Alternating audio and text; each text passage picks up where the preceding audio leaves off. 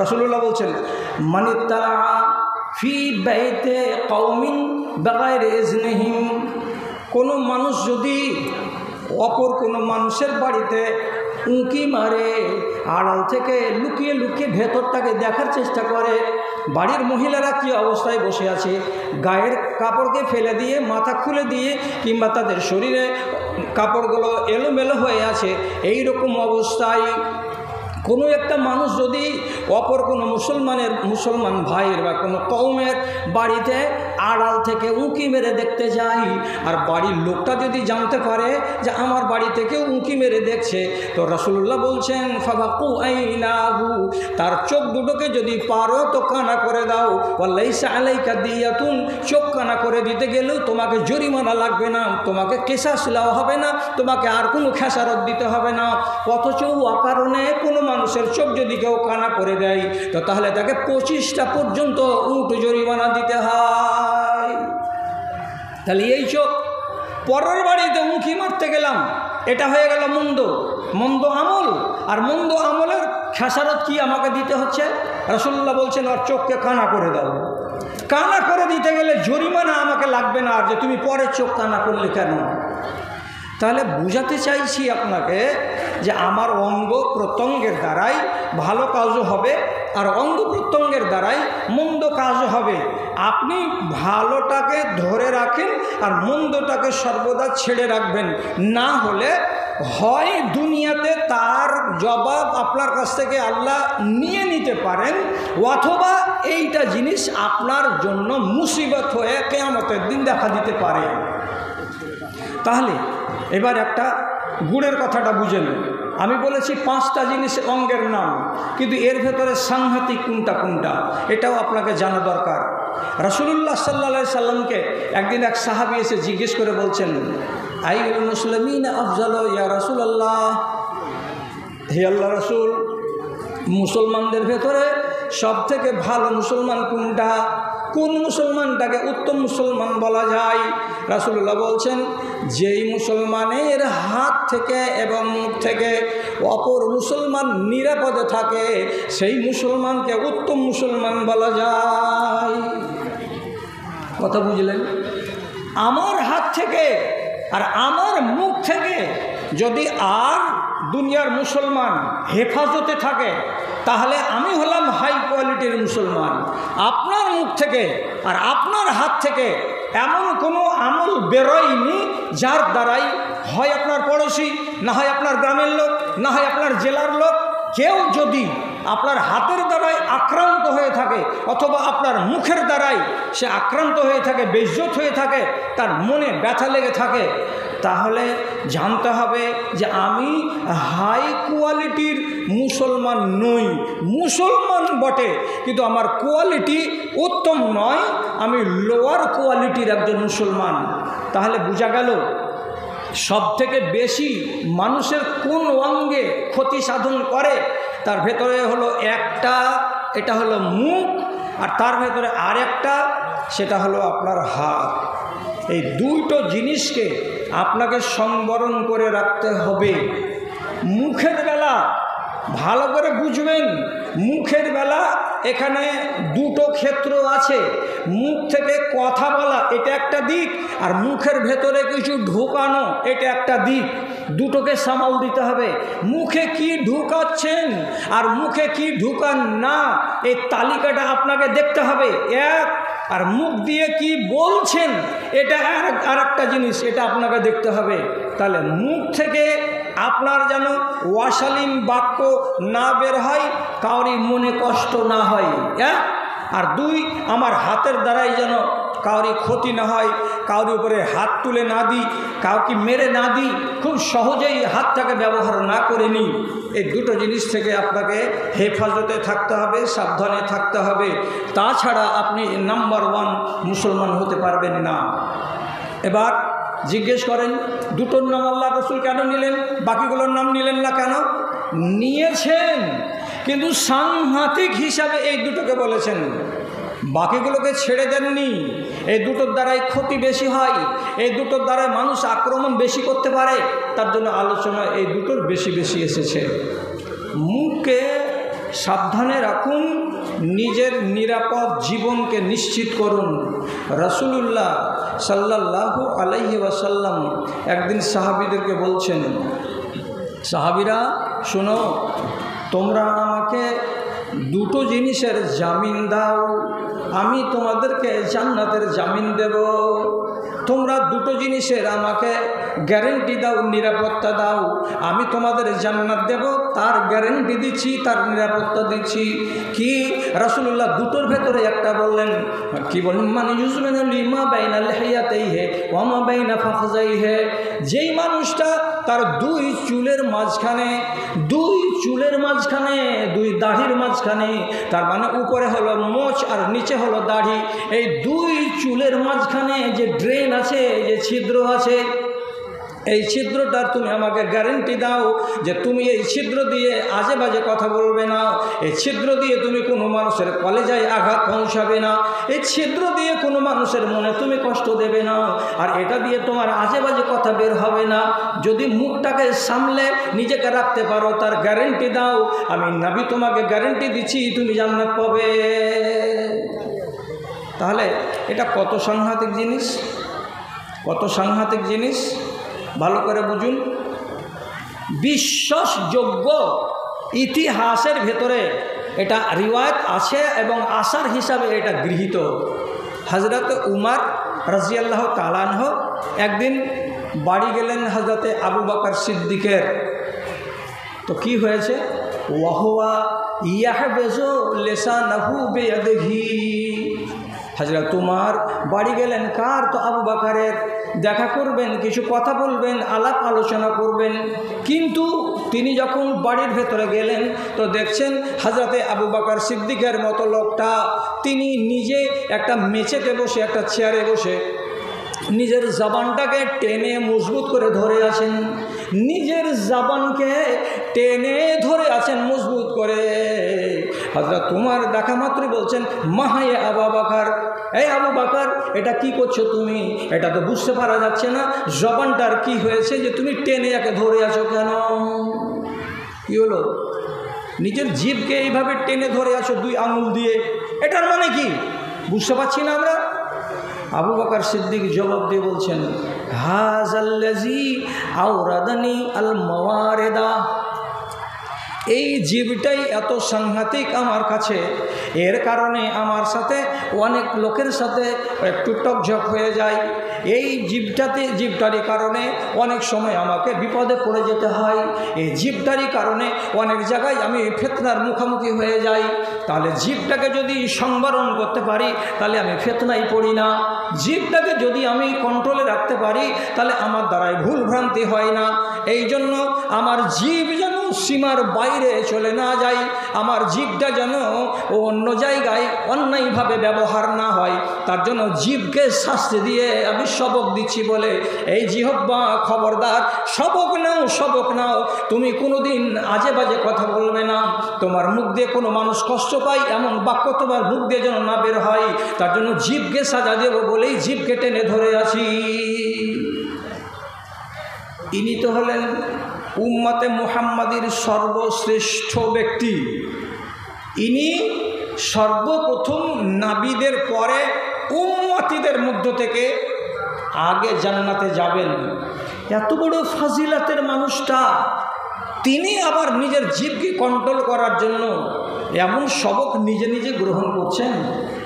আর আমার জীব, আমার জিহ্বা বেলাগাম আছে, যখন যাকে যেটা পেলাম তাকে তখন তেমন করে বললাম। এবার আমার ভাষার দ্বারাই আমার সর্বনাশ হলো যে লোকটাকে আঘাত দিলাম, না লোকটা শুনতে পেল না, তার কুৎসা করলাম, তো আমার সর্বনাশ হলো যে আমি তার গীবত করলাম। এদিকে আমি লক্ষ্য করি না।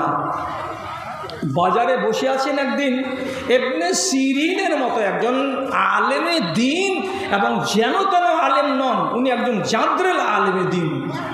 তো তার পাশে আরও দু একজন লোক আছে, কথা প্রসঙ্গে আলোচনা হলো। তো কি আলোচনা? এটা বাজার, বাজারে আর 10টা লোক আছে, আর তার পাশে 3-4টা আর লোক আছে। কথা প্রসঙ্গে নাম চলে এলো কার? একটা লোকের। লোকটার বাড়ি কোথায়? তো কথাই কথাই উদাহরণে চলে এলো যে লোকটার বাড়ি কোবাইয়া। তখন ইবনে সিরিন বলছেন, ওহো, আরে তুমি যে লোকটার কথা বলছো, ওই দিয়ে আরবিতে বলছেন জালেকার রাজুলুল আসওয়াদ, আরে ওই যে কালো লোকটা, স্টেশনে ওকে প্রায় দেখতে পাওয়া যায়, প্ল্যাটফর্মের বেঞ্চে বসে থাকে, ওই কালো রঙের লোকটা তো। আর একজন বলছে, হ্যাঁ হ্যাঁ হ্যাঁ ঠিকই চিনে নিয়েছেন, আর কালো লোকটা তো বলে পরিচয় দেওয়ার সাথে সাথে ইবনে সিরিনের মতন আলেম কি বলছেন, আস্তাগফিরুল্লাহ ফাইন্নী ইগতাবতুহু, সাথে সাথে তিনি বলছেন আস্তাগফিরুল্লাহ, হে আল্লাহ তুমি আমাকে মাফ করো, আল্লাহ আমি তোমার কাছে মাফ চাইছি, ক্ষমা চাইছি। কেন? আমি এই মুহূর্তে এই 1 মিনিট আগে আমার দ্বারাই গীবত করা হলো। কার? তো কোবাইয়া গ্রামের একটা মানুষের। কি তার পরিচয় দিলাম? আমি তার ভালো পরিচয় দিতে না পেরে আমার মুখ থেকে বেরিয়ে গেল ওই লোকটা নাকি, যেই লোকটা কাকের মতো কালো, যে লোকটাকে দেখতে গেলে কালো, কালোটা মানুষ মনে হয়, তাহলে সেই লোকটা নাকি। তো মানুষটার অন্য কোনো ভালো গুণ না বলে এমন একটা শব্দ ব্যবহার করলাম, যে শব্দটা ওই মানুষটা যদি নিজে শুনতে পায় তাহলে তার মগজে আগুন লেগে যাবে। তাহলে এমন কুবাক্য আমার মুখ দিয়ে কেন বের হলো? এজন্য আমি আল্লাহর কাছে মাপ চাইছি, আল্লাহ তুমি আমাকে মাপ দাও, কেন যে আমার দ্বারা গীবত করা হয়ে গেল। তাহলে ইনারা হচ্ছেন আমাদের আসলাফ, আমাদের অতীতের, এরা অনুকরণীয়। তো তিনি বলছেন এই কথাটা যে পরিচয় দিতে গিয়ে একটু ভাষা গণ্ডগোল হলো, আর বলেই তিনি আল্লাহর কাছে ইস্তিগফার করছেন যে আল্লাহ আমি গীবত করে বসলাম। তাহলে আপনাকে একটু আন্দাজ করতে হবে যে আমার জিহ্বা আমার নিয়ন্ত্রণে কতটা আছে আর কতটা নাই। যদি আপনাকে জ্যান্ত কথা বলি তা আপনার অস্বীকার করার কোনো উপায় নেই। একটা রিওয়ায়েত আছে লফজটা কম আছে, এটাও সহি। আর একটা রিওয়ায়েত আছে তার ভেতরে শব্দ কিছু বেড়ে এসেছে, এটা সহি। একেবারে 100% না হতে গেলেও সেটাকেও অনেক আলেমে দিন বলেছেন সহি। কি বলছি? কথাটা হলো কি, আবু যার রাদিয়াল্লাহু তাআলা আনহুর মতো এক জালিলুল কাদার সাহাবী, উনি কথা প্রসঙ্গে একদিন হযরত বেলালের মতো কালো চামড়ার সাহাবী, যার ভেতরে আল্লাহ তাআলা শুধু গুণী গুণ রেখেছেন, সেই কালো চামড়ার সাহাবী প্রসঙ্গে আলোচনা করতে গিয়ে, কিংবা অন্য রিওয়ায়েতে যেটা এসেছে তাতে হযরতে বেলাল এমন কোনো কথা বলেছিলেন যেই কথাটা তাকে শুনতে ভালো লাগেনি। তো যখন শুনতে ভালো লাগলো না তো ঠিক আছে, লাগলো না, কিন্তু উনি মুখ দিয়ে শব্দ ব্যবহার করলেন ইয়াবনাস সৌদা। এই শব্দটা বুখারী আর মুসলিমের রিওয়ায়েতে নেই, অন্য রিওয়ায়েতে আছে। যেমন ইবনে বাত্তাল উনি বলছেন যে এটা আছে। যাই হোক, উনি কি বলছেন, এই কালো মেয়ে ছেলের পেটের বাচ্চা কালো। তাহলে কাকে টেনে কথা বললো? ওর মাকে টেনে। সহি হাদিসে কি আছে? আইয়ারতাহু বিউম্মিহি। আবু যার, তুমি কি বেলালের মতো লোকটাকে এইভাবে তার মাকে টেনে কথা বলেছো নাকি? তখন আবু যার বলছেন, হ্যাঁ আল্লাহ রাসূল, আমি তার মাকে টেনে কথা বলেছি। তার মানে কি বলেছি? তোর মা হলো কালো, আর তার পেট থেকে তুই পয়দা হয়েছিস, তুই হলি কালো। এই জন্য আমি বলেছি ও কালিয়ার বেটা, এই কালি মেয়ে ছেলের বেটা, এই কথাটা আমি বলেছিলাম। রাসূলুল্লাহ একটা এত বড় সাহাবী, তাকে কি করে শিক্ষা দেবেন? এই জন্য তো তাকে চড় মারা যায় না, থাপ্পড় মারা যায় না। রাসূল শুধু উত্তম একজন মুসলেহ এবং সংস্কারক হিসাবে আবু যারকে শুধু সামনে ডেকে বললেন, কি বললেন? ইন্নাকা মরউন ফিকা জাহিলিয়া। হে আবু যার, তুমি এমন একজন মানুষের মানুষ, ইসলাম কবুল করে নিয়েছো বটে, তোমার ভেতরে দিন চলে এসেছে বটে, তুমি আমার সঙ্গে উঠা বসা করো বটে, তুমি কোরআন মাজিদ পড়ো, এটাও কথা ঠিক, কিন্তু তোমার ভেতরে ইসলাম কবুল করার আগে জাহিলিয়াতের যুগের যে বদ চরিত্রগুলো ছিল, সেই বদ চরিত্রের একটা চরিত্র থেকেই গেছে। না হলে তুমি একটা মানুষকে তার মাকে তুলে কেমন করে কটু কথা বলতে পারো?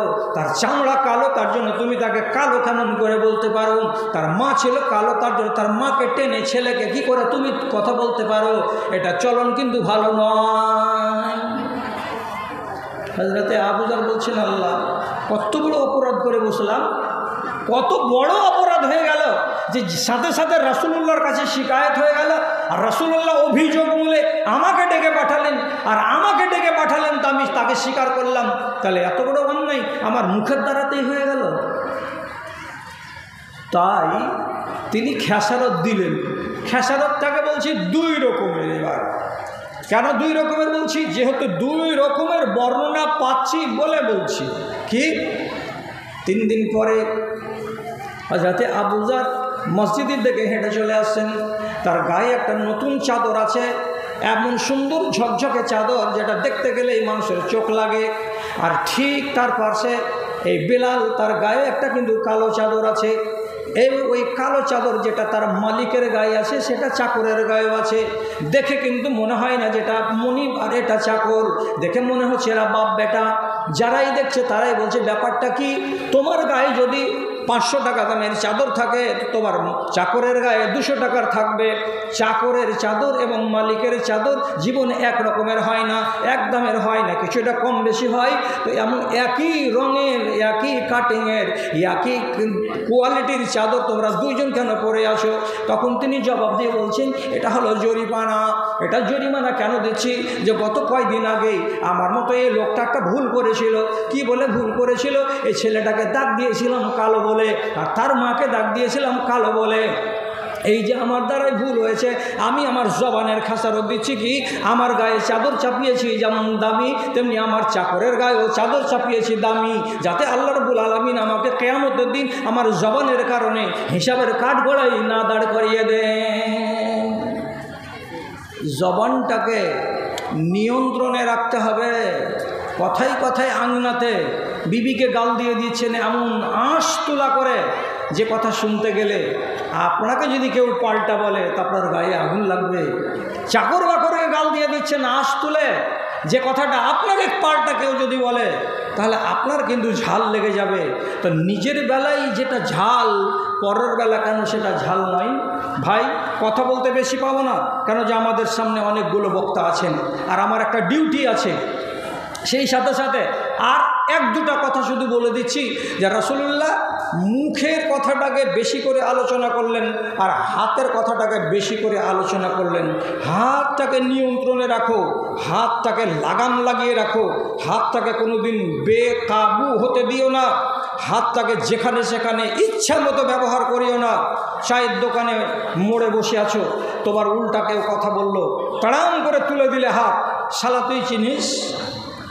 কোনো জায়গাতে বসে 5 জনকে নিয়ে গল্প করছেন, গল্প করতে করতে যদি আপনার মন মতো কথা পেলেন না, আপনার কেউ উল্টো কথা বলে দিল, আপনি চোখের সামনে তার পিঠের উপরে বা তার গালের উপরে, তার মুখের উপরে জোর করে মুক্কা মেরে দিলেন, আর দেওয়ার পরে তাকে রক্তাক্ত করলেন। আপনি মনে মনে বলছেন, তুই কার সামনে কথা বলছিস? তোর খেয়াল আছে? তোর দাঁত খিঁচে দেব, তোর চামড়া তুলে দেব, ফাজলামো করিস? তাহলে যদি এই রকম করে হাতটাকে যেখানে সেখানে তুলি, তাহলে এর ব্যাপারে কোনো সতর্কতা কি আছে? ভাইজান, লম্বা ওয়াজ করার কপালে আমার কম জুটে, আজকেও কম জুটবে, আর জুটেছে। আপনাকে কয়েকটা শুধু কথা বলছি। কি? একজন সাহাবী, তার নাম মুআবিয়া বিন হাকাম। এর একটা বান্দি ছিল, কচি বয়সের মেয়ে, ওহদ পাহাড়ের কিনারায় ছাগল চড়াতো। একদিন বেলা 10টার সময় দেখতে গেছে ছাগলের পালকে। তো দেখতে গিয়ে ছাগল গুনছে 1, 2, 3, 4, 5 করে। তো 20টা ছাগল হচ্ছে, 21টা ছাগল হয় না। মেয়েটিকে বলছে, এই আর একটা ছাগল কমলো কেন রে? তো মেয়েটি, কচি বয়সের মেয়ে, সোজা সাপটা উত্তর দিচ্ছে নিজের মালিককে। তো বলছে, আকালাহুজে, এইমাত্র কিছুক্ষণ আগে একটা পাহাড়ের দিক থেকে নেকড়ে বাঘ এসেছিল, আর সেই বাঘটা এসে একটা ছাগলকে ধরে মটকে দিয়ে এখান থেকে নিয়ে পালিয়ে চলে গেছে। আমি তার পেছন ধাওয়া করে বাঁচাতে পারিনি, মালিক নিয়ে পালিয়ে গেছে। এই কথাটা যেমন শুনলো, সাক্কাতুহা সাক্কাতান, ওই একটা বেটি ছেলে 10 থেকে 15 বছর 12 বছর বয়সের, যখন বলল বাঘে নিয়ে চলে গেছে, তখন মুআবিয়া বিন হাকাম করলেন কি, বড় একটা পূর্ণাঙ্গ মানুষ, মোটা মোটা হাতের আঙুল এইরকম থাবা দিয়ে তাড়াম করে নিজের বাঁদির গালের উপরে কষে একটা চড় মেরে দিলেন। চড়টা কত জোরে লাগলো, বেচারি বাঁদি মজলুম হয়ে পাহাড়ের কিনারায় দাঁড়িয়ে থাকলো। সারাদিন ছাগল চড়িয়ে সন্ধ্যাবেলায় বাড়ি এলো, তো বাড়ি এলো তো ঝিম ধরা হয়ে এলো, শোক পড়া হয়ে এলো, তার মনে কোনো আনন্দ নাই। একটা চড় খেয়েছে একটা নির্বোধ একটা কিশোরী মেয়ে, আর সেই চড় বেলা 11টায় খেয়েছে। এখনও তার মনে আছে, মাঝে মাঝে যখন মনে আসছে চড়, তখন আর ভেতরটা যেমন আকুপাকু করে উঠে তেমনি আকুপাকু করে উঠছে। এই মহিলাকে ভারাক্রান্ত দেখে পরের দিন সকালবেলায় এই মুআবিয়া বিন হাকাম রাসূলুল্লাহর কাছে যে বলছেন, আল্লাহ পাকের রাসূল, কাজ একটা করে ফেলেছি। কি করেছ? তো বলছে, এইরকম আমার কাজের মেয়েটাকে আমি একটা চড় মেরে দিয়েছি। কতটা ভুল হয়েছে একটু বলবেন তো? আমার ইচ্ছা করছে যে আমার দ্বারাই বড় ভুল হয়ে গেছে, তো একে যদি আমি আজাদ করে দিই তাহলে আমার খেসারত হয়ে যাবে আল্লাহর কাছে যে আমি মেরেছিলাম, তার জরিমানা দিয়ে দিলাম, যে তাকে আমি আজাদ করে দিলাম বিনা টাকাতে বিনা পয়সাতে। না কি করি? রাসূলুল্লাহ বলছেন, কি হয়েছে না হয়েছে মেয়েটিকে ডাকো তো আমার কাছে, নিয়ে এসো তো। উনি বাড়ি গেলেন, আর যাওয়ার পরে কচি মেয়েটিকে সাথে করে আল্লাহ রাব্বুল আলামিনের নবীর সামনে হাজির করে দিলেন। রাসূলুল্লাহ মেয়েটির সামনে খাড়া হয়ে বলছেন, এ বেটি ছেলে, আমি তোমাকে একটা কথা জিজ্ঞেস করছি, আমাকে জবাব দাও, জবাব দাও ঠিক করে বাবারে, মুখটাকে ভারী করে থাকিও না, একটু হাসি মুখে কথা বলো তো আমার সাথে। রাসূলুল্লাহ প্রথমে বলছেন, আইন আল্লাহ, এই বেটি বলতো আল্লাহ কোথায়, আল্লাহ কোথায়? তখন মেয়েটি এমনি করে আঙুল তুলে দিয়ে বলছে, ফিস সামায়ে, আসমানে আছে আল্লাহ। রাসূলুল্লাহ উত্তর পেলেন।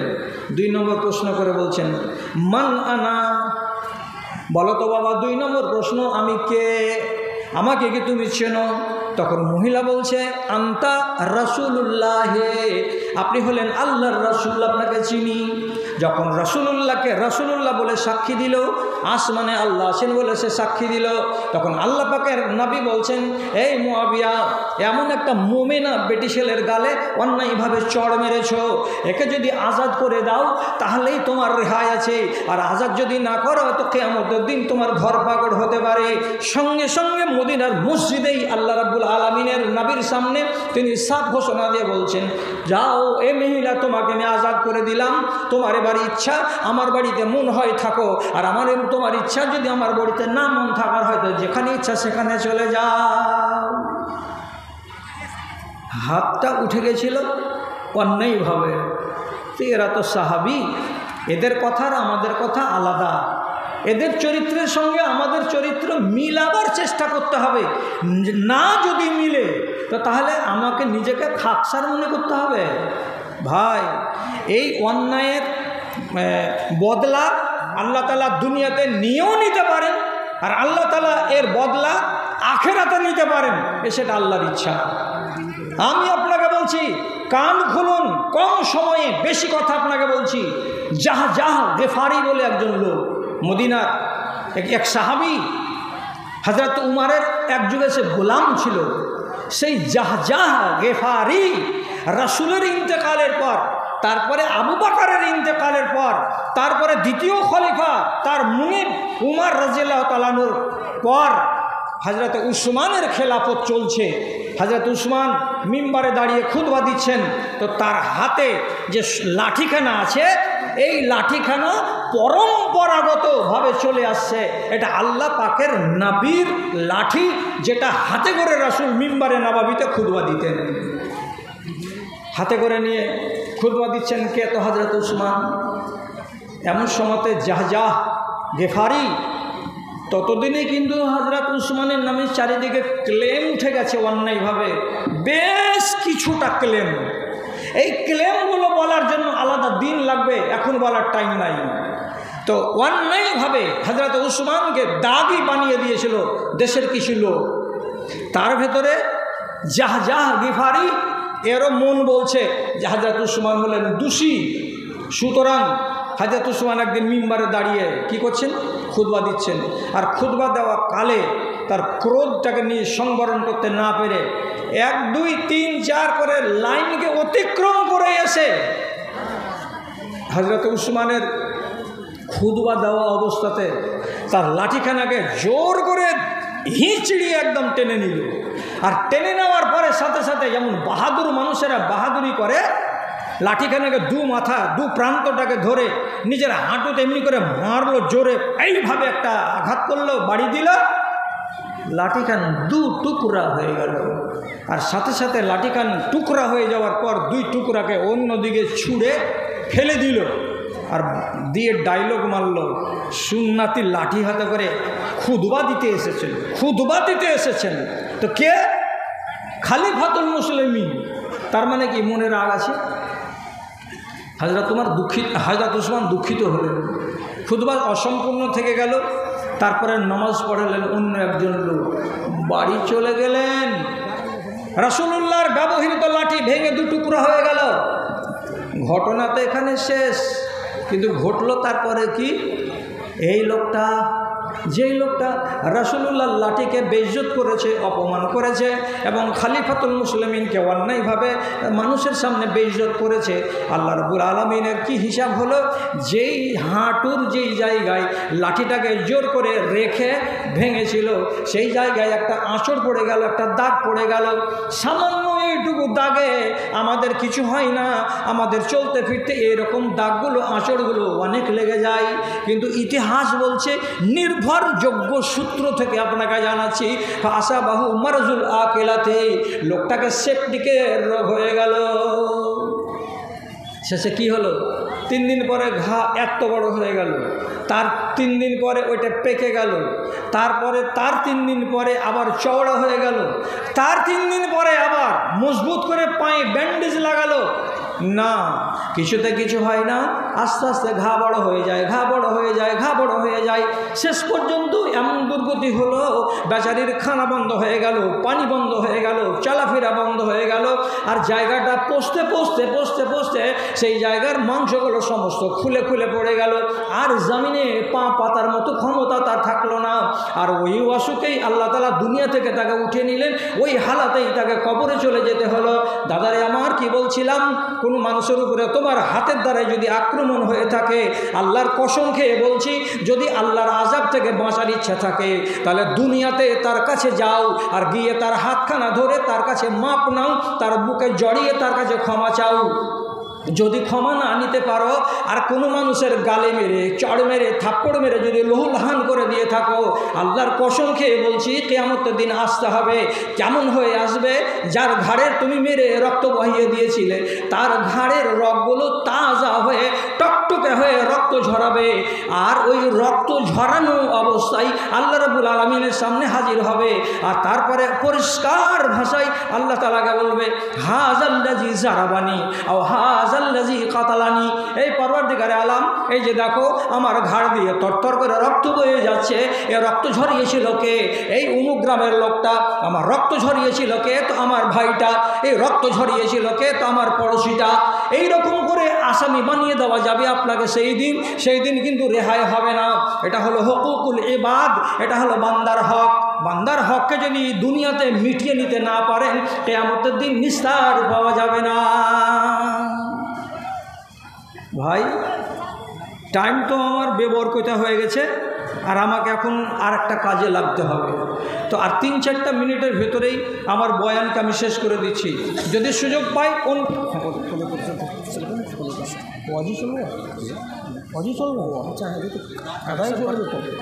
হ্যাঁ, ঠিক আছে, ঠিক আছে, তাহলে ঠিক করছি।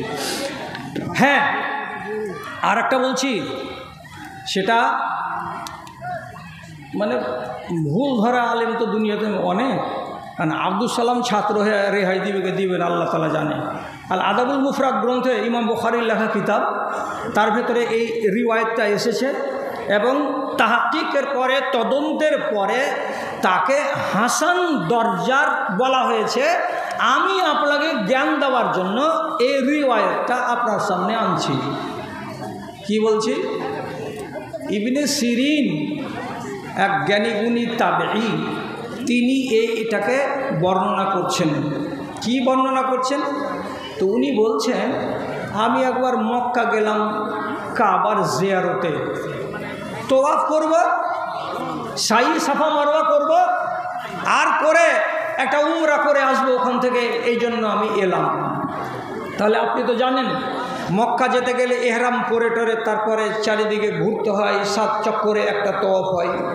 আর যারা ধরুন উমরা করবে না, তারা তার নিজের এই সব কাপড় গায়ে দিয়ে তোয়াফ করতে পারে, তোয়াফ করতে মানা নাই। তো ইবনে সিরিন বলছেন, আমি তোয়াফ করছি, আমার ডানে বামে অনেক লোক আছে, কেউ আপন আপন উদ্দেশ্য নিয়ে, ঠিক আছে বলছি, আপন আপন উদ্দেশ্য নিয়ে তারা চক্কর কাটছে কাবার চারিদিকে। কেউ দোয়া পড়ছে মায়ের জন্য, কেউ দোয়া পড়ছে বাপের জন্য, কেউ দোয়া পড়ছে নিজের জন্য। এমনি করে চলতে চলতে হঠাৎ আমার ডান দিকে একটা লোককে আমি দেখতে পেলাম। কেমন লোকটা? তো লোকটা কাবার চারিদিকে তোয়াফ করছে, আর তোয়াফ করতে করতে আল্লাহ রাব্বুল আলামিনকে বলছে কি কথা, আল্লাহুম্মা গফিরলি ওয়া ইন্নী আ'লামু ফাইন্নাকা লা তাগফিরুলি। এ রব্বে করিম, তুমি আমাকে মাফ করে দাও, আর আমি জানি তুমি আমাকে মাফ করবে না। কোন কথা? আল্লাহ তুমি আমাকে মাফ দাও, কিন্তু আমি জানি তুমি আমাকে মাফ দিবে না। তো এইভাবে দোয়া করার মানেটা কি? তারপরে ইবনে সিরিন বলছেন, ও রায় তো ইয়াদহু কান্নাহু ইয়াবেসা, আমি দেখছি তার ডান হাতখানা শুকনো মরা কাঠের মতো পাতল হয়ে ঝুলছে, বেশি নড়াচড়া করে না। যদি ঝুলছে, হিলছে, ডলছে, তো তার বাম হাতখানা বেশি বেশি হিলছে, আর বাম হাতখানা দিয়েই সব কিছু করছে, আর ডান হাতখানা তার কাজ করে না। যখন তার মুখে এই আজগুবি দোয়া আমি শুনতে পেলাম, তখন আমি তার কানে কানে আস্তে করে যেয়ে বলছি, ও ভাইজান, আপনি যে দোয়াটা করছেন তো কেন নিয়ম করে দোয়া করেন না? আপনি পরিষ্কার ভাষায় বলুন, আপনি যত বড়ই গুনাহ করে থাকেন না কেন, আপনি আল্লাহ তাআলাকে বলুন, পরওয়ারদিগার, আমার গুনাহ অনেক লম্বা আছে, আমার পাপ অনেক বেশি আছে, আল্লাহ তুমি আমাকে মাফ করে দাও, আল্লাহ তোমার কাছে আমি ক্ষমা চাইছি। এই কথা না বলে আপনি কেন বলছেন এই কথাটা, হে আল্লাহ তুমি আমাকে মাফ দাও, কিন্তু আমি জানি যে তুমি আমাকে মাফ দেবে না। তুমি জানো যে আল্লাহ মাফ দেবে না, তো তুমি মাফ চাইতে কিসের জন্য যাচ্ছ? এমন করে আল্লাহ তাআলার কাছে দোয়া করতে হয় না, তোমাকে ইয়াকিনের সাথে বলতে হবে, আল্লাহ তুমি আমাকে মাফ দাও। তো লোকটা দুঃখিত হয়ে ইবনে সিরিনের দিকে তাকিয়ে বলছে, তুমি কি জানো? আমার কথা তো তুমি জানো না। আমি জানি আমার তাপ, আমি জানি আমার কথা, আমি জানি আমার কর্মের কথা, যার কারণে আমি এইরকম কথা বলছি। তুমি তো ভাই জানো না। ও তো জানি না, তো তুমি আমাকে জানাও কি হয়েছে তোমার জীবনে এমন ঘটনা। তওয়াফ শেষ করার পরে একটু আড়ালে নিয়ে গিয়ে বলছে, ভাই সত্য কথাটাই বলি, এটা আল্লাহর ঘর, সেখানে ঘুরছি, তওয়াফ করছি, তুমিও নেক অন্তর নিয়ে এসেছো, আমিও নেক অন্তর নিয়ে এসেছি। আমার কথাটা হলো এই যে হযরত উসমান গনি রাদিয়াল্লাহু তাআলা আনহুর উপরে 10টা 15টা ক্লেম ছিল। লোকেরা তাকে ভালো বলে জানতো না, আমিও তাকে ভালো বলে জানতাম না। লোকেরা যেমন তাকে দাগি মনে করলো, তেমনি আমিও মনে মনে ভাবলাম যে হযরত উসমান দাগি লোক, এটা ভালো মানুষ নয়। তো দাগি কেন হযরত উসমান লোকেরা ভাবলো কেন? আপনাদের মনের ভেতরে একটা সংশয় থাকতেই পারে যে এই মৌলবীটা বাঁচবে কি বাঁচবে না। ফের কথা শুনতে পাওয়া যাবে কি যাবে না? তো হযরত উসমান দাগি কেন? একটাও তো কারণগুলো বলে দিয়ে গেল না। তো কথাটা ঠিকই ভাই, বাঁচবো কি বাঁচবো না তার কোনো ভরসা নেই, অনেক বয়স হলো। একটা শুধু কারণ আপনাকে বলে দিচ্ছি, খেয়াল করে শুনুন। কোরআন মাজিদকে যখন সংকলন করা হলো, প্রত্যেকটা মানুষের কাছ থেকে নিয়ে নিয়ে নিয়ে নিয়ে নিয়ে নিয়ে এসে এক জায়গাতে জমায়েত করা হলো। আগে এটা ছিল না, রাসূলুল্লাহর যুগে ছিল না, আবু বকর সিদ্দিকের যুগে ছিল না, হযরত উমরের যুগে ছিল না। কোরআন ছিল কিন্তু বিক্ষিপ্তভাবে ছিল, বহু মানুষের বাড়িতে, গাছের ডালে, চামড়ায়, এই বিভিন্ন জায়গায় লিখা লিখা ছিল। হযরত উসমান যখন জমা করলেন, তো আরবের মেন বংশের ভাষা অনুযায়ী কোরআন মাজিদটাকে সংকলন করা হলো। একটা হলো কুরাইশের ভাষা, একটা হলো কিনানার ভাষা, একটা হলো আসাদ গোত্রের ভাষা। এইরকম করে 5টা 6টা 7টা গোত্রের লোকেরা নিজের নিজের মতো করে কোরআন মাজিদকে সংকলন করলেন। তাহলে একটা ভাষা আমরা একরকম বলি, আর এর ভগবানগুলোর লোক আর একরকম বলে, আর এদিকে দেখেন উত্তর দিনাজপুরের লোক আর একরকম করে বলে। তো একটাই ভাষা, আপনি কোথায় যাবেন? এ কথাটা আমি বলছি, আপনি কোথায় যাবেন?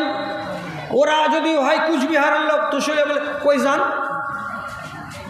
কই যান, তার মানে কি কোথায় যাচ্ছেন?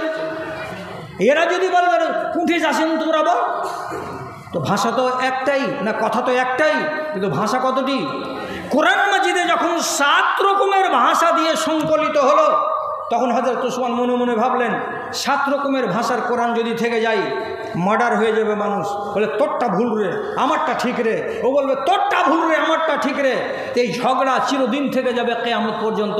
তা না করে কোরআন মাজিদের যেটা সঠিক সংকলন, এটা হলো কুরাইশের ভাষা, আর কুরাইশের ভাষার চাইতে ভালো ভাষা আর কাউরি নয়। অতএব হযরত উসমান করলেন কি, কুরাইশের লিপিবদ্ধ করা কোরআনটাকে রাখলেন, আর বাকি কোরআন মাজিদটাকে দিনে দুপুরে আগুন জ্বালিয়ে পুড়িয়ে দিলেন। না রহে বাঁশ, না বাজে বাঁশুরি, বাঁশ থাকবে না তো বাঁশি বাজবে না। কোরআনকে জিন্দেগির মতো ওই 5খানা 6খানা নুসখাকে উনি জ্বালিয়ে দিলেন। আপনি নিজে নিজে বলুন, কাজটা ভালো না মন্দ? কাজটা ভালো। এবার যারা বেকুব টাইপের লোক, তারা দোকানে দোকানে বলতে লাগলো, এটা কাজ ভালো করলো নাকি, হ্যাঁ এটা কি খলিফা নাকি, আর চলন কত খারাপ জি। আর মানুষ চলনে হাত দিয়ে দিল। এক গাদা লোক তাকে কি করতে লাগলো, বদনাম করতে লাগলো, ভালো মানুষ নয়। আপনার মনের ভেতরে একটু সান্ত্বনা দেওয়ার জন্য মাত্র 2টো কারণ বলছি, ইতিহাসে তার 11টা কারণ আমার মগজে আছে। আর একটা শুধু বলে শেষ করি। আল্লাহ পাকের রসুল মিম্বারে দাঁড়াতেন, তো 3 নম্বর সিঁড়িতে পা দিয়ে খুতবা দিতেন মসজিদে নববীতে। রাসূলুল্লাহর ইন্তেকালের পরে আবু বকর যখন খলিফা হলেন, খুতবা দিতে দাঁড়ালেন, তো তিনি 2 নম্বর স্তরে পা রেখে খুতবা দিলেন। জিজ্ঞেস করা হলো, আপনি 3 নম্বরে পা দিলেন না কেন? তো উনার কথা হলো কি, রাসূলুল্লাহর সম্মানার্থে আমি আদনা মানুষ, ওই জায়গাতে পা দিলাম না যেই জায়গাতে রাসূলুল্লাহর পা পৌঁছেছে, আমি তার থেকে আদনা, আমি 2 নম্বরে পা রেখে খুতবা দিলাম। তাহলে এটা হলো আদব। তারপরে হযরত উমর ওই কাজই করলেন। তারপরে যখন হযরত উসমানের যুগ এলো, হযরত উসমান দেখলেন যে আল্লাহ রে, এরা আদব করতে গিয়ে তো শরীয়ত বানিয়ে দিল। কি আদব করতে গিয়ে এটাকে তো একদম নির্দিষ্ট শরিয়ত বানিয়ে নিল। কি বলে যে 3 নম্বর স্তরে পা রাখা জায়েজ নয়। মানুষ তো বলবে আগামী দিনে যে পা রাখা জায়েজ নয়। তখন হযরত উসমান মনে মনে বললেন, আদব নিজের জায়গায় আর শরিয়ত নিজের জায়গায়। আমি আল্লাহ পাকের রাসূলকে 1000 বার মোহাব্বত করি, তাই বলে 3 নম্বর স্তরে পা রেখে খুতবা দিব না, এটা হবে না। উনি করলেন কি, খুতবা দিতে দাঁড়ালেন, তো 3 নম্বর স্তরে রেখে পা উনি খুতবা দিয়ে দিলেন। পরের দিন শুরু হয়ে গেল ক্রিটিসাইজ চায়ের দোকানে, আর এদিকে রাজধানী মোড়ে, আর এদিকে সোনাকুলের মোড়ে। দেখছো আবু বকর কেমন সম্মান করেছে রসুলের, হ্যাঁ দেখছো হযরত উমর কেমন সম্মানী খলিফা ছিল, আর এই দেখো বেয়াদব খলিফাকে, যে রসুলুল্লাহর কোনো সম্মান নাই এর কাছে, 3 নম্বর স্তরে পা চাপে খুতবা দিয়ে দিল। পাবলিক কিছু বললো, কথা ঠিকই বলেছো, এরকম লোক কিন্তু ভালো লোক নয়। এই করে 11টা ক্লেম খাড়ো হলো কার নামে? তো হযরত উসমানের নামে। বহু লোক হযরত উসমানকে খারাপ বলতে লাগলো। অ্যাকচুয়ালি হযরত উসমান দোষী লোক নন, দোষী লোক নন, দোষী লোক নন। কথা শেষ করে দিলাম। শেষ পর্যন্ত এই লোকটা বলছে, আমি যখন হযরত উসমানের কুকীর্তির কথাগুলো মানুষের মুখ থেকে শুনে ফয়সালা করলাম এটা ভালো মানুষ নয়, তখন আমি মনে মনে ভেবেছিলাম জীবনে যদি কোনো দিন সুযোগ পেয়ে যাই তাহলে সামনাসামনি উসমানের সামনে দাঁড়িয়ে তার গালে একটা থাপ্পড় কষে দেব, আর দেওয়ার পরে তাকে ঢং ধরিয়ে দেব। এটা আমার মনের সংকল্প ছিল, কিন্তু আমি হযরত উসমানকে তার জীবদ্দশায় তার গালে একটা চড় মারার সুযোগ আমি পাইনি। যেদিন 40 দিন তার বাড়িকে নাকাবন্দি করে হযরত উসমানকে দোতলার উপরে মার্ডার করে দিল, তার লাশকে ধোইয়ে কাফনিয়ে বাইরে আইনে রাখা হলো। হাজার হাজার মানুষ আছে, মুখের কাপড়টাকে সরিয়ে মরা মানুষের চেহারাটা দেখে আর চলে যায়, দেখে আর চলে যায়। আমিও ঢুকলাম সুট সুট সুট সুট করে। লোকেরা মনে করলো যে আমি হযরত উসমানের একজন ভক্ত, চেহারাটা দেখব, দেখে একটু দোয়া পড়ব, এই মনে করে গেলাম। চেহারার উপর থেকে কাপড়টাকে সরালাম। জীবিত অবস্থায় সুযোগ লাগেনি, মরা অবস্থাতে সুযোগ পেলাম। তখনই কি করলাম, এই দেখেন আমার হাত, তাড়াম করে মরা মানুষের গালের উপরে একটা দিলাম এঁটে চড় মেরে দিয়ে হেঁটে চলে আসলাম। লোকেরা যাই মন তাই বলল। আহারে, হাতখানা উঠে গেল কার উপরে, একটা মরা মানুষের উপরে। তারপর কি হলো, উনি তো কবরে চলে গেলেন। তারপরে আমার দুর্গতি শুরু হলো। কেমন দুর্গতি শুরু হলো, আস্তে আস্তে হাত ব্যথা করে, ব্যথা করার পরে আস্তে আস্তে এটা বগল পর্যন্ত চলে যায়। তারপরে দেখি আমার হাতে বল পাই না। তারপরে দেখি হাতখানা শুকাতে লাগলো। তারপরে দেখি হাতখানা একেবারে অকেজ হয়ে গেল, একটা শুকনো কাঠের মতো ঝুলছে, এতে কোনো ক্ষমতা নাই। আমি বুঝতে পারলাম আমাকে আল্লাহ রাব্বুল আলামিনের পক্ষ থেকে আযাব লেগে গেছে। কোনটা আযাব? তো উসমানের মতো একটা নিরীহ মানুষের গালে থাপ্পড় মেরে দেওয়াটা আযাব। আমার হাতখানা ঠিক জায়গায় উঠেনি, আমার এভাবে হাত উঠানোটা যায় হয়নি। তার জন্য নিজে নিজে খাকছার হলাম, নিজে নিজে অনুশোচনা প্রকাশ করলাম। বাড়িতে বসে বসে মন স্থির হলো না, তখন চলে এসেছি উঠে চড়ে কাবার প্রাঙ্গণে। আর এখানে এসে কাবার চারিদিকে তোয়াফ করছি, আর এই হাতখানা উঠে না, শুধু বাম হাতখানা তুলে তুলে আল্লাহকে ডেকে বলছি, আল্লাহুম্মা গফিরলি, হে আল্লাহ তুমি আমাকে মাফ করে দাও। ওয়া ইন্নী আ'লামু ফাইন্নাকা লা তাগফিরুলি, আর আমি জানি তুমি আমাকে মাফ দেবে না, আমি জানি তুমি আমাকে মাফ দেবে না। ঠেলার নাম বাবাজি, হাতখানা আগে ঠিক করে উঠাওনি। আমি এতগুলো মোবাইলের সামনে নাম নিব না, নাহলে কপাল আমারও খারাপ হতে পারে। আমার মতো একটা সিধা সাদা মৌলবীকে কোনো লোক বলেছিল, টেবিলকে হিলিয়ে দিয়ে বলেছিল দাঁত ভেঙে দেব, আমাকে বলেছিল। আজকে 20 বছর আগেকার ঘটনা। তো আমি নির্দোষ। কেউ দোষী হলে যদি তাকে আপনি মারেন তো আপনার হাতকে জিজ্ঞাসা করা হবে না। আব্দুল সালাম হ্যাঁ বলো, হুবাই বিন আখতাবের মরে যাওয়ার পরে ওর ভাই ওর সোনার পুডলিকে লুকিয়ে দিল। রসুল বলছেন দে, সোনার পুডলি কোথায় আছে, দে, খাইবারের মাঠে। তো বলছে খরচ হয়ে গেছে। রসুল দেখছেন যে এই সোজা ভাষা তো সোনা বাহির করবে না। তখন হযরত জুবাইরকে ডেকে বলছেন, জুবাইর যেমন করে বাহির করতে পারো বাহির করলো। হযরত জুবাইর বলল, রসুল আপনি একটু আড়ালে চলে যান, শালাকে গুতিয়া বাহির করে নেব আমি। ঠিক যেমনি রসুলুল্লাহ আড়ালে গেলেন, যখন দিতে লাগলো এমনি করে করে কোমরে আর পিঠে যখন গুঁতা পড়তে লাগলো, তখন এই হুবাই বিন আখতাবের ভাই বলছে, ভাই মারিস না ভাই, চল আমার সাথে সাথে চল। একটা খেজুরের বিরান বাগানে যে খাল খোঁড়ার পরে এত বড় বস্তা বাহির করে দিয়ে দিল।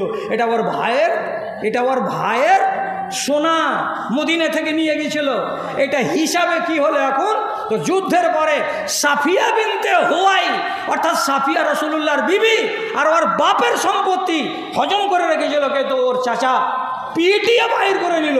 কিয়ামতের দিনকে আল্লাহ তাআলা জুবাইরকে বলবেন, এই জুবাইর তুই মেরেছিলি কিসের লেগে লোকটাকে? না, বলবেন না আল্লাহ তাআলা, কেন এই মাইরটা দেওয়া ওয়াজিব, একে ঠুকুন দেওয়াটা উচিত ছিল। কেউ যদি ধরা পড়ে আর তাকে যদি মারতে হয়, যেমন করে মারবেন নিদয়ের মতো থাড়া থাড় খেজুরের ডালের বাড়ি মারেন, আপনার হাতকে জিজ্ঞেস করা হবে না, কেন যেটা ওয়াজিব। কিন্তু আপনি যদি যেটা ওয়াজিব নয়, যেটা হক নয়, না হক যদি কারোর উপরে আপনার হাত উঠে যায়, তাই আর থাকেন এই হাতখানাকে আল্লাহ রাব্বুল আলামিন হয়তো দুনিয়াতে আযাবে ফেলবে, আর না হয় কিয়ামতের দিন আপনাকে জবাব দিতে হবে। শেষ কথা, একটাই আয়াত পড়ছি, ইন্না সামআ ওয়াল বাসারা ওয়াল ফুআদা কুল্লুন উলাইকা কানা আনহু মাসউলা। মানুষেরা মনে রাখো, তোমার মুখকে জিজ্ঞাসা করা হবে কিয়ামতের দিন, ওয়াল বাসারা তোমার চোখকে জিজ্ঞেস করা হবে কিয়ামতের দিন, এবং তোমার কানকেও কিয়ামতের দিন জিজ্ঞেস করা হবে। কৈফিয়ত চাইছি, কৈফিয়ত দাও। সঠিক কৈফিয়ত দিতে পারলে রেহাই হবে, আর সঠিক কৈফিয়ত দিতে না পারলে আপনি ফেঁসে যাবেন, নাজাত পাওয়া যাবে না। ভাই আমি শেষ করলাম, কেন যে আমার টাইম অনেক বেশি হয়ে যাচ্ছে, তারপরে আবার কিছু কাজ করতে হবে আপনাদের সামনে দাঁড়িয়ে দাঁড়িয়ে বসে বসেই, এই জন্য হ্যাঁ শুরু করলাম। ওই আপনার ওই সালা লুটু, হ্যাঁ লুটু আনসুর রহমান, হ্যাঁ ও একটা রুম করে দিবে, মানে দোকান ঘরে। আচ্ছা আচ্ছা, প্রায় 1,75,000 টাকা। আলহামদুলিল্লাহ। ও এখন 1 লক্ষ টাকা দিবে। মাশাআল্লাহ। কই শুরু হলো? শুরু হলো তো একটা কথা বলবো কি, বেয়াদবি মাপ, আল্লাহ আমাকে তুমি মাফ করে দিও। বর্তমান জমানাতে যত নিজামিয়া মাদ্রাসার মেম্বার আছে খাস দোয়া করে। আচ্ছা ইনশাআল্লাহ, এতটি টাকা বোধ হয় দেয়নি আপনারা। ঠিক আছে 1,75,000 ইনশাআল্লাহ।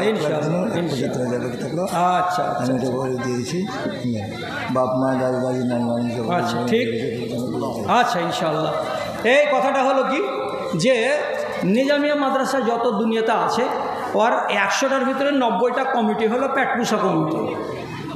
মাদ্রাসাকে ভাঙিয়ে খায় আর খেয়ে পেট চালায়, কিন্তু আপনি বুঝতে পারেন এটা একটা পঞ্চায়েত। কিন্তু আমিনুদ্দিন ফাইজি যেদিন থেকে এসেছে, মহিলাদের তরফ থেকে 28,000, 28,000, আর একটা চেন, একটা মেয়ে ছেলে, দুটা চেন আছে, একটা আংটি আছে, একটা আংটি আছে, আর 2 লাখ মাছি পড়েছে, 2 লাখ মাছি আছে পড়ে। মেয়ে লোকের দাম কম হয়েছে, এখন পর্যন্ত 28,000 টাকা কেন হবে? হ্যাঁ? আরে সোনাকুল, জোহরপুর, শ্রীপুর, তারপরে আবার শাখাপুর বাড়িয়ে গেল, এতটি 3 গায়ের, আর পাশে আছে কানুনপাড়া, এতগুলো মেয়ে ছেলে এখানকার বসে আসো, তুমি 28,000 টাকা দিছো, তার মানে তোমার বাপের নামে দোয়া করবো খালি হাতে? চাঁদির চুড়ি 4টা। হ্যাঁ তো বলছিলাম কি, এই মাদ্রাসাটা আমিনুদ্দিন ফাইজির যেদিন হাতে আসলো, 3 থেকে 4 বছরের ভেতরে একটা ইউনিভার্সিটির মতন সেকেল, এটা খুলো তো, যে একবার দেখিয়ে দিয়ে রাখি। ও খোলা যাবে না, খোলা যাবে না। দেখতেই মনে হচ্ছে যে এখানে হবে মোদারস হয়ে যায় পুরহাতিকালে একবারে এসে। এমন জিটা লালাইছে রিটায়ার হওয়ার পরে, এত বড় মাদ্রাসা আর এত বড় জামা মসজিদ, আর এত সুন্দর জামা মসজিদ, নামাজ পড়ে মনে হচ্ছে যে জি ভরে না, এত উত্তম করে তৈরি করা আছে। আমানতদার মানুষ থাকতে গেলে মাদ্রাসার তারাক্কি হবে। আল্লাহ এদেরকে সুমতি দিক। নতুন কমিটিটা এসেছে তো আলহামদুলিল্লাহ, মন ভরা কমিটি। আর সেই কমিটির আন্ডারে আজকে আমার ভাই, আমার এই শালাবাবু, আর আসল নামটা কি, আনসুর রহমান, তো আমার এই ভাই আনসুর রহমান ফ্রন্ট পজিশনে মাদ্রাসার নামে দোকান ঘর তৈরি হবে। তো একটা দোকান ঘর তৈরির পেছনে 1,75,000 টাকা খরচ। তো সেই 1,75,000 টাকা খরচের মধ্যে উনি স্বীকার করে নিয়েছেন, আর নিয়ে উনি 1 লক্ষ টাকা নগদে দিয়ে ফেলেছেন। আপনারা সবাই মিলে মুহাব্বতের সাথে বলুন আলহামদুলিল্লাহ, আলহামদুলিল্লাহ। দোয়া করবই করব, আপনারাকে হাত তুলতেই হবে, এমন কথা নয়। উনি আমার কাছে দোয়া চেয়েছেন ফরমাইশি, আমি ওনার জন্য দোয়া করছি। আল্লাহুম্মা আনতাস সালাম ওয়া মিনকাস সালাম, তাবারাকতা ইয়া যাল জালালি ওয়াল ইকরাম, ইয়া আরহামার রাহিমিন, ইয়া হাকামাল হাকিমিন, ইয়া শরীফাল মুস্তাশরিকিন, ইয়া গাসাল মুস্তাগিসিন। রব্বানা আলাইকা তাওয়াক্কালনা ওয়া ইলাইকা নাবনা ওয়া ইলাইকাল মাসির। আল্লাহুম্মা ইগফির লাহুম ওয়ারহামহুম ওয়াফিহিম ওয়াফু আনহুম ওয়াকরিম নুজুলাহুম ওয়াসি মাদখালাহুম। আল্লাহুম্মা সাল্লি আলাইহিম, আল্লাহুম্মা বারিক আলাইহিম, আল্লাহুম্মা আইয়িদহুম বিল ইলমি ওয়াল হিলমি ওয়াযায়্যিনহুম বিল ঈমানি ওয়াত তাকওয়া ولا تعرضهم بالفتن يا رب العالمين إن تعذبهم فإنهم عبادك وإن تغفر لهم فإنك أنت العزيز الحكيم ربنا تقبل منا إنك أنت السميع العليم آمين آمين। আচ্ছা, এটাকে মামাতো সালা আব্দুল কুদ্দুস, হ্যাঁ হ্যাঁ, ওর ছেলে নাসিম 1,000 টাকা দিয়েছে, বাপের জন্য দিয়েছে। মাশাআল্লাহ। আর একজন 500 টাকা ওর দাদির জন্য দিয়েছে। আল্লাহুম্মা সাল্লি আলাইহা, আল্লাহুম্মা বারিক আলাইহা। মাশাআল্লাহ, আলহামদুলিল্লাহ, জাযাকাল্লাহ। সারিফুল ডাক্তার মা বাবার জন্য দিয়েছে 850 টাকা। দান কবুল করো ভগবান। ভাইরা, আপনারাকে বলছিলাম একটু আল্লাহর ওয়াস্তে আপনারা বাৎসরিক জালসাতে যদি কম করে 200 টাকা দেন। এটা আমাদের নতুন প্রধান মাত্র বলছে 10,000 টাকা। তো এই আবার মওলানা সাহেব তাও, বুঝতে পারলেন, মওলানা মানে তালিম বাড়ি কোথায়? জালালপুর।